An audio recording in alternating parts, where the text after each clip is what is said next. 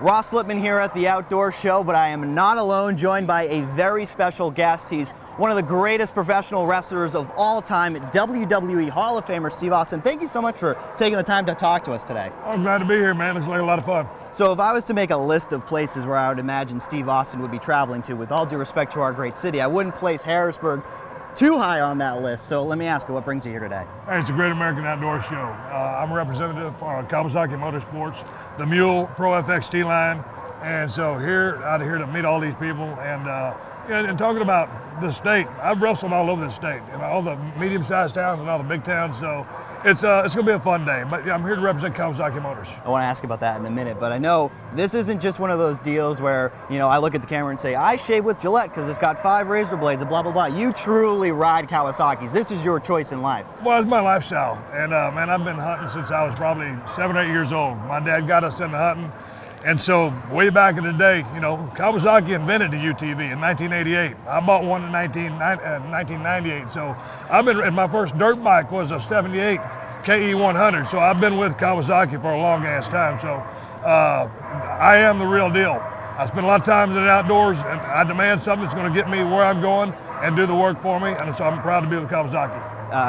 It's been, what, 13 years now since you last had a match inside the ring? Yeah, a long time. Yeah, but the lasting power of Stone Cold, because there's the character Stone Cold Steve Austin, and then there's you. Yes. In the time that's passed, just look at the line that's here behind us. Yeah. People remember you.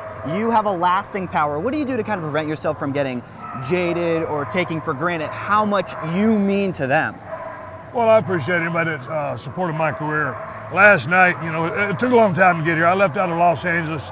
There was a 2-hour delay. Finally made it in Atlanta. We got a 5-hour delay there. Finally made it in. I think we got to the airport about 11:30. There was about 50 or 75 people there at the airport. Now to see all the people come here, it means a lot to me. I put forth a body of hard work, and I worked my tail off to try to entertain these people. And so I love my fans. Mm-hmm. And I don't live my life as Stone Cold Steve Austin anymore, but they got to live vicariously through all those storylines that, with WWE, we were able to entertain them with. And so I always say that, WWE fans are really hardcore, but the Stone Cold Steve Austin or Steve Austin fans are even more hardcore than that. So I'm very proud of them, and I'm happy that they showed up because I appreciate the support.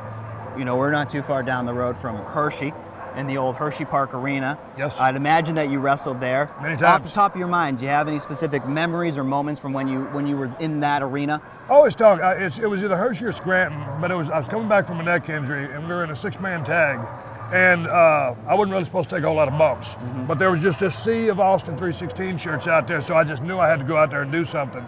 So I went out there, I tagged in, did a couple of moves, took a couple of bumps, tagged out. Undertaker was on the apron, and he looked at me and kind of under his breath, because he knew I wasn't supposed to do too much. He goes, "What the hell are you doing out there?" Hey, dude, take it easy. We're still trying to get you, back mended up, and you're not really physically cleared yet. So that was one of the fun times. But anytime you got an arena, whether it's a small arena or a gigantic arena, as long as it's full of people, that's a good time. Mm-hmm. Now, just stop me if I'm going in a weird direction here, but your dog's name is Hershey, correct? Yes. Hershey is a chocolate lab. Yes. Our Hershey is Chocolate Town. Yep. Is there any connection? Well, when I got this dog from my buddy, his daughter had named her Hershey because she was a chocolate lab. So she named the dog. I don't know that I would have named her that, but I never was going to change it because she was a year and a half old when I got her. So just probably a coincidence, but it works great because she's a chocolate lab. Yeah. So the kid came up with a good name. Hershey the Wonder Dog. Hershey the Wonder Dog, and we have 3 dogs. We got a black lab, a chocolate lab, and a silver lab. And I'm not supposed to show any favoritism, but Hershey's my baby. I saw some pictures of, was it Hershey in a Kawasaki? Yeah. Okay. A couple of wrestling questions, Yeah. Stuff happening right now. On this past Monday, a guy who really changed the game in terms of the perception of what it means to be a wrestler in the WWE, Daniel Bryan, announcing his retirement. He was a guy who at the height of his popularity was dealing with some really bad neck-related injuries.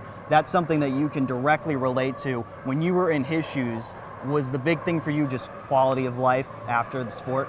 Yeah, I think, he also had some concussion issues. I never really had that. Mine was more neurological. It was just time for me to ride off in the sunset. But still, similar circumstances. Hey, it's a hard pill to swallow when you know you have to walk away from something that you truly love and as you want to continue doing.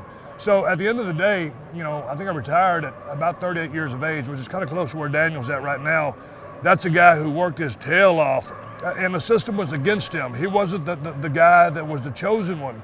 And because the fans believed so much in him, they had to make him the chosen one. So I just really felt for him to have to step away, and he'll go through the process, and he'll come out.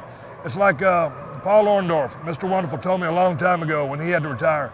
He said, Steve, there is life after wrestling. And I said, there is? And he goes, yes, there is. A lot of people don't find it. Daniel's going to be just fine. WrestleMania 32 is not too far away. It's in Dallas, Cowboy Stadium, your home state. I know there hasn't been specific conversations of whether or not Steve Austin will be involved, but if you had all of the control as to how you would want to be involved, what capacity would you want that to be? Boy, that's a real tough question for me to answer because I don't know what they have lined up. They're bringing in so many WWE superstars. They're bringing people out of the business. They're bringing guys from and gals from NXT up. I don't know where I fit into the equation. When you've been the guy before, if it's just something that's not so great, I just like to go do a podcast, go to the Hall of Fame, and just kind of do my thing. It'd be nice to go out in front of 100,000 people, however many get in that building. But as far as the storyline goes, if it's not something that really makes sense, if it's not something that's really good or has an impact, it's not worth doing. Last thing for you, I could ask you about 1,000 great moments that you had, but one of your best, special guest referee, Battle of the Billionaires, Vince McMahon against now GOP frontrunner for the presidency, Donald Trump. Do you have any relationship with him?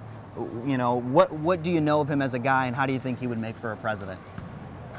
I think he's awful reactionary as far as, would he make a great president or not. I like a lot of the things that he says, but that being said, don't know how he'd react. We still got a long way to go.